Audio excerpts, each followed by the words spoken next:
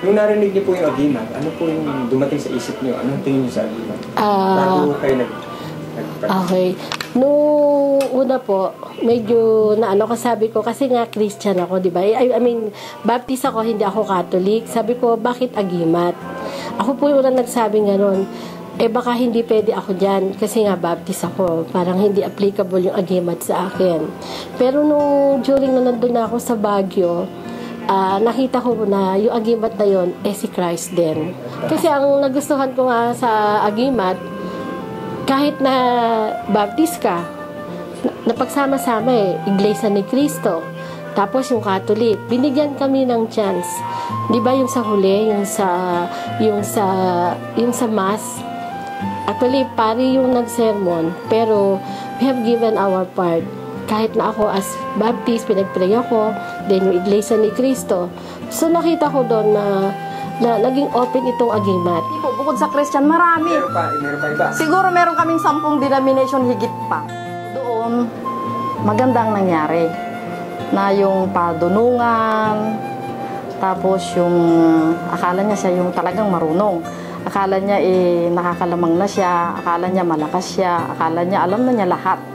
Pero pagdating namin doon, nagkaroon kami ng self-assessment na nakita nga namin, marami kaming pagkukulang sa isa't isa. Una sa aming mga sarili, na nakaka-apekto na pala talaga kami doon sa mga kapwa-empleyado namin. So yun po yung nangyari, para bang na-internalize kasi naming mabuti yung agimat, na naka-apekto na marami pala kaming dapat baguhin. So nag-decide kami doon noon na kung maaari, pati yung mga rank and file isama namin. So, nung ginandak yung agimat, is napakaganda nga yung naging turnout dun sa mga empleyado. Kasi nga may experience kami one time. Yung broken family. After ng isang session sa umaga, dito po 2 days yun, ay yung may series ng araw. Yung first day pa lang, umuwi na siya sa pamilya niya kasi 2 years na siya hindi umuwi. Inuwian niya na yung asawa niya. So, magandang experience na nakita namin doon sa part ng bilang empleyado. Nakaayos siya na isang pamilya. Personal, may epekto. Both sa spiritually, personally, pati doon sa trabaho. So, lahat, kumbaga holistic yung approach ng agimat. Mas na mga empleyado before. Pero sabi ko nga, after the agimat, mas maganda naging performance. Kasi, kumbaga, yung goal ng bawat empleyado, yung goal ng ahensya, is, kumbaga, nandun siya talaga. Lahat, kumbaga, yung focus na empleyado, nandun na Kumbaga, nandun na yung direction na papuntahan namin. Kasi dati, maganda na rin, certain goal ang pinupuntahan namin. Kaya lang, syempre, hindi natin may alis. Mayroong mga pasaway na empleyado. May mga tumututol, may mga against, mga ganun po ba na pagkakataon. Tapos yung nag-agimat? Nung nag-agimat, kumbaga, after nung agimat na yon, eto pala ako. I belong to one agency. I belong sa isang grupo. Dito na pala ako. Ito pala yung dapat kong tahakin. So, kumbaga, nag-bind siya. Lalo pa siya nag-bind doon sa agency. Yung bawat individual ng empleyado ng munisipyo is pinagkaisa niya. Itinuloy-tuloy po namin yon, 100% namin. Yung mga rank and file namin. Tapos, naging maganda na yung ugnayan ng bawat isa. Pag nagmi-meeting na kami, sabi, ano ka? Part ka ng problema o part of the solution? Ayaw naman namin maging part ng problema. Siyempre, puro solution. So, naidadaos na namin yung staff meeting namin ng maayos ngayon. At minsan, pag nag-uusap kami doon, wala na bang susunod na seminar? Tatapos na natin yung agimat. Baka meron pang karugtong. Yun, naghanap na naman kami ng another program. So, yun nga, yung inintroduce yung sinag na naman. So, tinuloy-tuloy po namin yun. Na ang nakita ko, una dun sa agimat, kasi kung yung sarili mo, alam mo yung sarili mo, yung pagkukulang mo, nakilala mo, lalo namin nakita kasi yung pagkatao namin. So, nakakapag-deliver na kami ng mas maganda kaysa dati doon sa serbisyo namin. Sa sinag? Sa sinag. Oo. Kasi sa Kailan po nagsimula yung sinag? Pagkatapos ng agimat? After ng agimat. Tapos, maganda nga kasi after ng agimat, tapos nag-i-introduce na kami ng sinag. Yung unang naka-agimat na, in-introduce ngayon yung sinag. Opo. So tuloy-tuloy yun.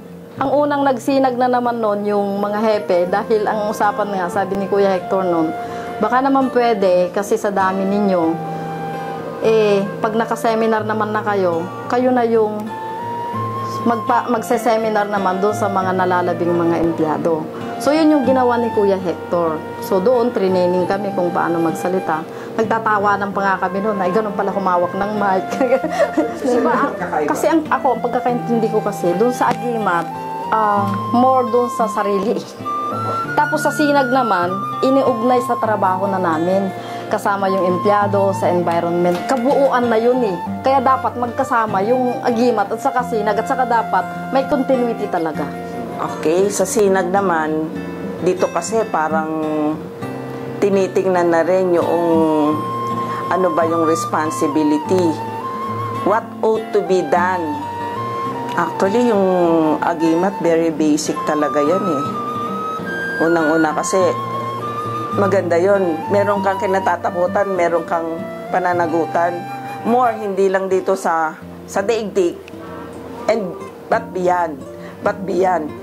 Then, sa sinag, mas dinidefine niya eh. Mas dinidefine niya. Paano mo i-apply yun, yung agimat mo? Paano mo siya i-apply? Ito na yung application. Hindi lang siya abstract. Ito na. Padama mo, pakita mo, mag-sample ka. Ganon. Kasi ang hirap, lalo na department head ka, kunyari, sa sarili mo ba, kaya mo bang ipatupad yung sinasabi mo? Ganon lang kasimple. Look who's talking. Ganon lang eh.